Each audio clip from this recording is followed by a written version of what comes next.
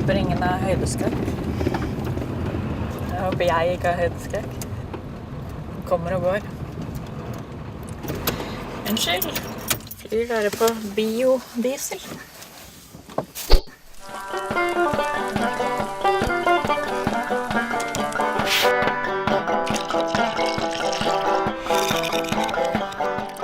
Jeg heter Julie, og jeg skal kjøre på tvers av Canada i en bil drevet av frityrolje for å undersøke Statoils oljesandvirksomhet.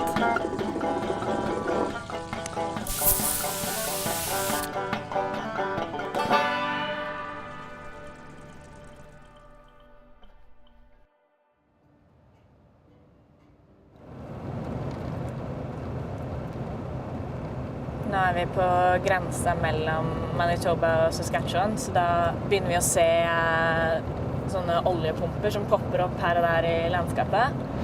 Og så ser vi store tanker hvor olje fra de forskjellige oljeselskapene i området samles før de blir sendt i rørledninger ned til USA. Oppe i Alberta så selger Statoil oljen sin til et sånt rørledningsselskap, og så blir den sendt av gårde i rørledninger. Det er mulig å si om oljen til Statoil er i disse rørledningene. Det har ikke Statoil så mye med. Noe av det folk er så redde for med de rørledningene er at de skal lekke. Og nå skal vi besøke en bonde her i området, Carlisle Jørgensen, som har flere rørledninger på eiendommen sin. Og for noen måneder siden så oppdaget han en ganske stor lekkasje rett i nærheten. They say it was a 30 barrel a day well for 10 days. But they also said it was 100,000 liters, and that's 512 barrels. So it's my own personal opinion flying over it. It was a lot bigger than 300 barrels or even 500 barrels. So it's a significant spill, and the biggest in this area for sure. Hopefully it's being cleaned up properly. But again, the province leaves that up to the oil companies. It's their choice of how this is cleaned up. Det med rørledningene er en av de store debattene som foregår her akkurat nå, fordi det er planlagt flere nye store rørledninger som skal ta olje fra oljesanden på kryss og tvers i landet. Så det er ganske mange som er imot. Well, I mean, right now you see there's lots of pipeline infrastructure that's being proposed. They're not public sector projects, they're all private sector run by private companies. So it's really up for them to, put in applications to the federal government and see them move forward. I know the oil's got to get transported, and yeah, that probably is the safest way of doing it when you look at the big picture, but I will say that I don't have any national pipelines across my property, and I'm grateful for that. Those are major spills and in a hurry. Down that way, about 16 kilometers that way is the American border. And we're standing right above the single largest conduit of oil to the United States. So there's 7 signs in the ditch here. Each one of them is above a pipeline. So 7 pipelines, all owned by Enbridge. If you put them all together, it would be about a 2-meter diameter pipeline. Roughly 2 million barrels a day flows right under us here.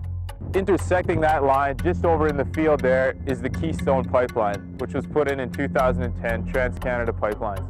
It's another 590,000 barrels a day. It's just too much. We have to slow down.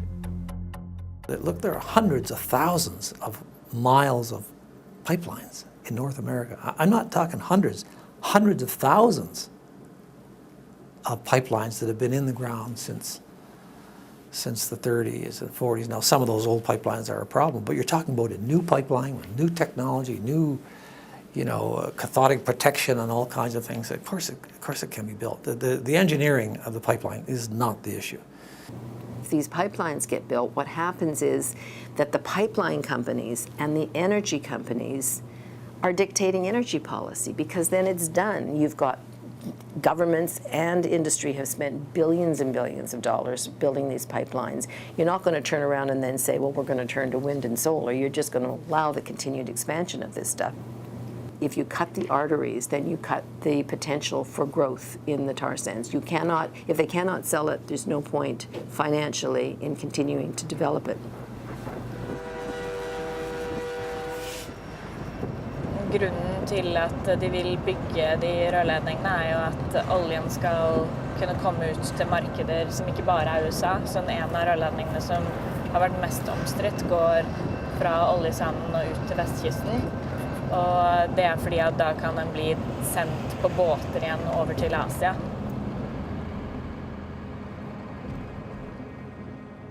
Well, you should never be dependent on one customer.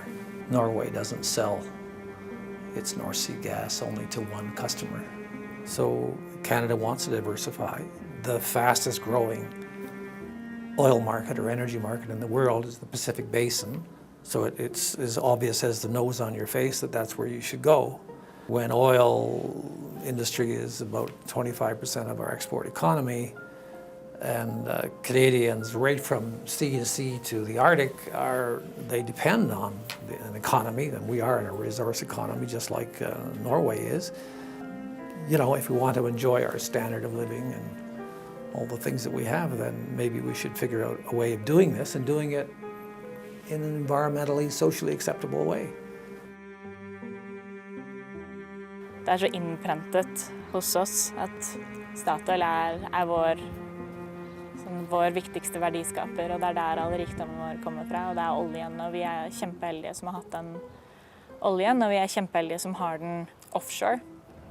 Og en ting den motstanden som oljeutvinning i Lofoten og Vesterålen og sånn har hatt i Norge, at der man veldig redd for at en eventuell lekkasje skal påvirke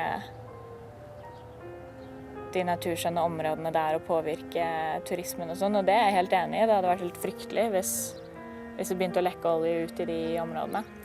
Så da har jeg syntes at det er spennende å se på hvordan det når oljereservene faktisk ligger midt inne i der hvor folk bor.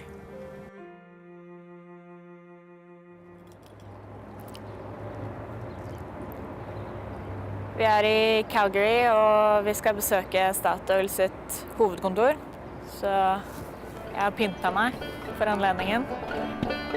Det blir spennende